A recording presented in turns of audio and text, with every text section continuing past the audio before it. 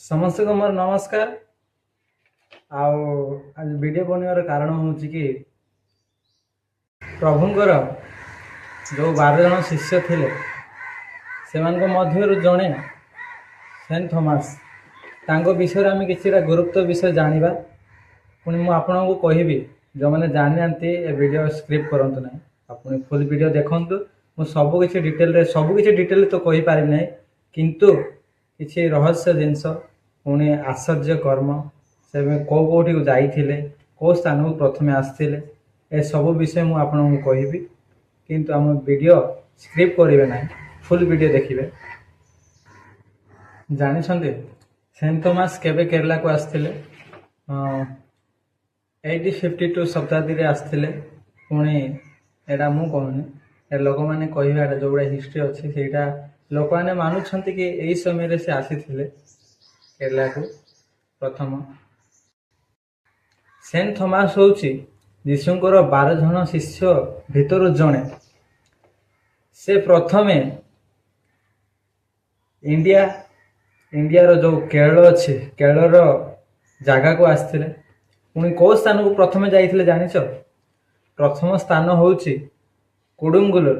ସେହି ସ୍ଥାନରେ ସେ ଆସି ଇସାଇ ଧର୍ମର ପ୍ରଚାର କରିଥିଲେ। ପୁଣି ଚର୍ଚ୍ଚର ନିର୍ମାଣ କରିଥିଲେ। ପୁଣି ସେ ସେଇଠୁ କିଛି ଦିନ ରହିଲା ପରେ ସେ ଅନ୍ୟ ଜାଗାକୁ ଗଲେ। ସେ ଜାଗାର ନାଁ ବି ତୁମକୁ ମୁଁ କହିବି। ସେଣ୍ଟ ଥୋମାସ ଯିଏକି କୁଡୁଙ୍ଗୁଲୁର ପରେ ଯେଉଁ ସ୍ଥାନକୁ ଯାଇଥିଲେ, ସେ ସ୍ଥାନ ଗୁଡ଼ିକର ସବୁ ନାମ ମୁଁ ଆପଣଙ୍କ ସ୍କ୍ରିନ୍ରେ ଦେଖୁଥିବେ। ଏହି ସ୍ଥାନ ସବୁ ସେ ଯାଇଥିଲେ। ସେଠି ଇସାଇ ଧର୍ମ ପୁଣି ଖ୍ରୀଷ୍ଟାନ ଧର୍ମର ପ୍ରଚାର କରିଥିଲେ। ପୁଣି ଚର୍ଚ୍ଚର ନିର୍ମାଣ କରିଥିଲେ। ପୁଣି ତାଙ୍କୁ କୁହାଯାଏ 7 ଅଫ୍ ଚର୍ଚ୍ଚ। ଆପଣମାନଙ୍କୁ ମୁଁ ଦେଖେଇଦେଲି କି ଏଇ ଜାଗାକୁ ସେଣ୍ଟ ଥୋମାସ ଯାଇଥିଲେ। ପୁଣି ଅନେକ ଜାଗାକୁ ଯାଇଥିଲେ। ମୁଁ ସେସବୁ ବର୍ଣ୍ଣନା କରିପାରିବି ନାହିଁ, କାହିଁକି ନା ମୋତେ ଯେତିକି ଯେଉଁ ଜାଗା ମିଳିଲା ସେ ଜାଗାର ନାମ ମୁଁ ଆପଣଙ୍କୁ ଦେଖେଇ ଦେଇଛି। ଯେତେବେଳେ ଏହି ସ୍ଥାନ ପାଖରୁ ଗଲେ, ସେ ତାଙ୍କର ଚର୍ଚ୍ଚ ନିର୍ମାଣ କଲା ପରେ ବହୁତ ଇସାଇ ଧର୍ମ ପ୍ରଚାର କଲେ। ପୁଣି ଆଶ୍ଚର୍ଯ୍ୟ କର୍ମ ବି କଲେ, ବହୁତ ପ୍ରକାର ବହୁତ ଜାଗାରେ କଲେ। କିନ୍ତୁ ମୁଁ ଯେତିକି ଜାଣିଛି, ଯେତିକି ଜାଣିଲି, ସେ ତୁମକୁ ସବୁ କଥା ମୁଁ ଆପଣଙ୍କୁ ଭିଡ଼ିଓରେ କହିବି। ଯଦି ଡାଉଟ୍ ଲାଗୁଛି ନିଶ୍ଚୟ ତୁମେ ଯାଇକି ଦେଖିପାରିବ, ଗୁଗୁଲରେ ସର୍ଚ୍ଚ କରିପାରିବ। ଠିକ୍ ଅଛି। ବହୁତ ଜାଗାରେ ତ ଆଶ୍ଚର୍ଯ୍ୟ କର୍ମ କରୁଥିଲେ, କିନ୍ତୁ ଗୁରୁତ୍ୱ ମୁଁ ଯେତିକି ଜାଣିଛି ଆପଣଙ୍କୁ ଜଣାଉଛି।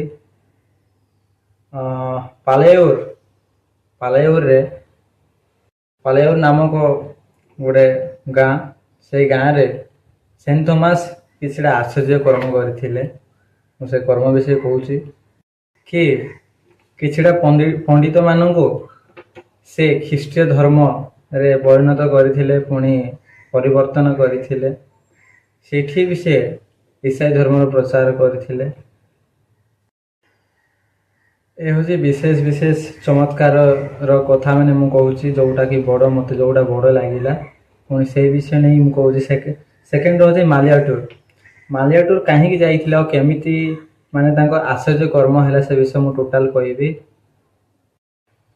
ଯେତେବେଳେ ଇସାଇ ଧର୍ମର ପ୍ରଚାର କରୁଥିଲେ ସେଣ୍ଟ ଥୋମାସ, ସେତେବେଳେ ଲୋକମାନଙ୍କର ହିଂସା, ପୁଣି ତାଡ଼ନା, ପୁଣି ଦୁଃଖ ଦେଲେ। ସେତେବେଳେ ସେ ଭୟଭୀତ ହେଇକି ମାଲିଆ ଟୁର୍ ପାହାଡ଼କୁ ଯାଇଥିଲେ।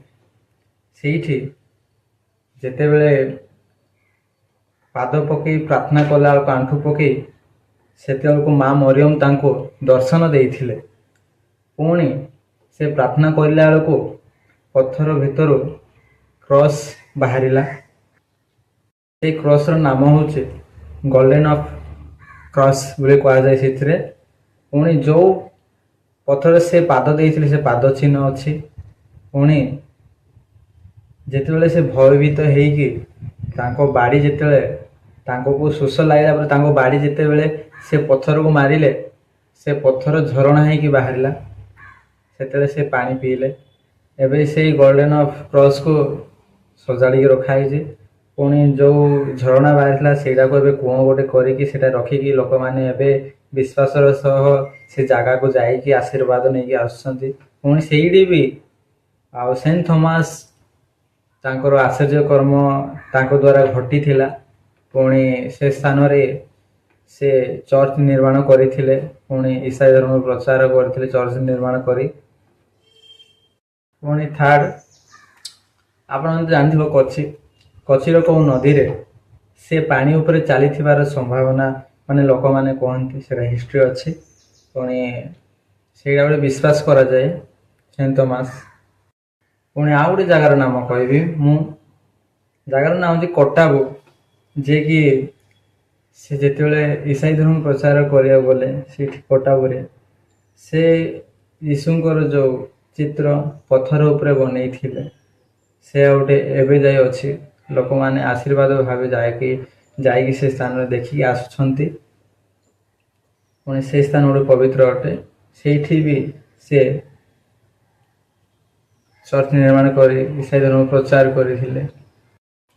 ଏମିତି ଅନେକ ଜାଗାକୁ ଯାଇ ସେଣ୍ଟ ଥମାସ ଯୀଶୁଙ୍କର ଆଶ୍ଚର୍ଯ୍ୟ କର୍ମ ସାଥିରେ ଥିଲା। ପୁଣି ତାଙ୍କର ଆଶ୍ଚର୍ଯ୍ୟ କର୍ମ କଲେ। ପୁଣି ଲୋକମାନେ ବିଶ୍ୱାସ କଲେ, ବହୁତ ଲୋକଙ୍କୁ ପରିବର୍ତ୍ତନ କରିଲେ। ପୁଣି ନିନ୍ଦା ବି ତାଡ଼ନା ବି ମିଳିଲା ତାଙ୍କୁ। ପୁଣି ଏସବୁ ସରିଲା ପରେ ସେ ଯାଇଥିଲେ ତାମିଲନାଡୁ ସହରରେ ଅନେକ ଜାଗାରେ ସେ ଇସାଇ ଧର୍ମର ପ୍ରଚାର କଲେ। ପୁଣି ଚର୍ଚ୍ଚ ନିର୍ମାଣ କଲେ। ତାମିଲନାଡୁର ମାଇଲାପୁର ଜାଗାରେ ସେ ଫାଷ୍ଟ ଯାଇଥିଲେ ମାଇଲାପୁର। ତ ସେଇଠି ସେ ଇସାଇ ଧର୍ମର ପ୍ରଚାର କରିଥିଲେ। ପୁଣି ଚର୍ଚ୍ଚ ନିର୍ମାଣ କରିଥିଲେ, ହାଭେନ୍ ଚର୍ଚ୍ଚ। ତ ସେଇଠି ଲୋକମାନେ ତାଙ୍କୁ ହିଂସା କଲେ, ବାଦ କଲେ। ସେ ଭୟଭୀତ ହେଇକି ଯାଇକି ପର୍ବତରେ ଯାଇ ରହିଥିଲେ। ସେ ପର୍ବତର ନାଁ ହେଉଛି ସେଣ୍ଟ ଥମାସ ଅଫ୍ ମାଉଣ୍ଟେନ ବୋଲି କୁହାଯାଏ। ତ ଯେତେବେଳେ ସେ ପର୍ବତରେ ତାଙ୍କୁ ବଧ କରାଗଲା ସେଇଠୁ ଯେତେବେଳେ ସବୁ ତାମିଲନାଡୁରେ ଯେତେବେଳେ ସେ ପ୍ରଚାର କଲେ, ସବୁ ଧର୍ମ ପରିବର୍ତ୍ତନ କଲେ, ପୁଣି ଲୋକମାନଙ୍କୁ ପରିବର୍ତ୍ତନ କଲେ। ସେଠି ବି ବହୁତ ପ୍ରକାର ଆଶ୍ଚର୍ଯ୍ୟ କର୍ମ ସେ କଲେ। ସେଥିରେ ଯେତେବେଳେ ସେ ପର୍ବତକୁ ଯାଇ ରହିଲା ବେଳକୁ ସେଇଠି ତାଙ୍କୁ ବଧ କରାଗଲା। ବଧ କରାଗଲା ପରେ ପୁଣି ଥରେ ଲୋକମାନେ ମାଇଲାପୁରକୁ ନେଇକି ଆସିଲେ। ମାଇଲାପୁର ନେଇକି ଆସିଲା ପରେ ସେଇଠି ତାଙ୍କୁ ସମାଧି ବନା ହେଲା। ପୁଣି ସେ ସମାଧି ଉପରେ ଗୋଟେ ଚର୍ଚ୍ଚ ବନାଇ, ସେ ଚର୍ଚ୍ଚର ଫଟୋ ମୁଁ ଆପଣଙ୍କୁ ଦେଖେଇଦେବି, ଦେଖିପାରୁଥିବେ ଆପଣ ସାମ୍ନାରେ। ଏଇ ଚର୍ଚ୍ଚ ତଳେ ତାଙ୍କ ସମାଧି ଅଛି। ପୁଣି ମୁଁ ତୁମକୁ ସେଣ୍ଟ ଥମାସ ଯେତେ ସବୁ ଚର୍ଚ୍ଚ ବନେଇଥିଲେ, ସବୁ ଚର୍ଚ୍ଚର ଫଟୋ ମୁଁ ଦେଖେଇଦେବି, ଆପଣ ସ୍କ୍ରିନରେ ଦେଖିପାରୁଥିବେ।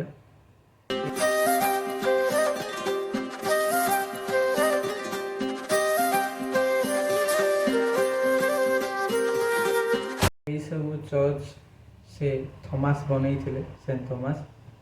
ଆଶା କରୁଛି ତମେ ଏଇସବୁ ଯେତିକି ମୁଁ କହିଲି ଆପଣମାନଙ୍କୁ ଜଣେଇଲି, ଏସବୁ ବିଷୟରେ ଯଦି ଭୁଲ ହେଇଥିବ ମୋତେ ନିଶ୍ଚୟ କ୍ଷମା କରିଦେବେ। ପୁଣି ଯଦି ଭିଡ଼ିଓଟା ଭଲ ଲାଗିଲା, ଆପଣଙ୍କୁ କିଛି ଶିଖିବାଟା ମିଳିଲା, ତ ନିଶ୍ଚୟ କମେଣ୍ଟ କରିବେ। ପୁଣି ଚ୍ୟାନେଲକୁ ସବସ୍କ୍ରାଇବ କରିବେ, ଲାଇକ୍ କମେଣ୍ଟ ସେୟାର କରିବେ ନିଶ୍ଚୟ। ବାଏ, ନମସ୍କାର।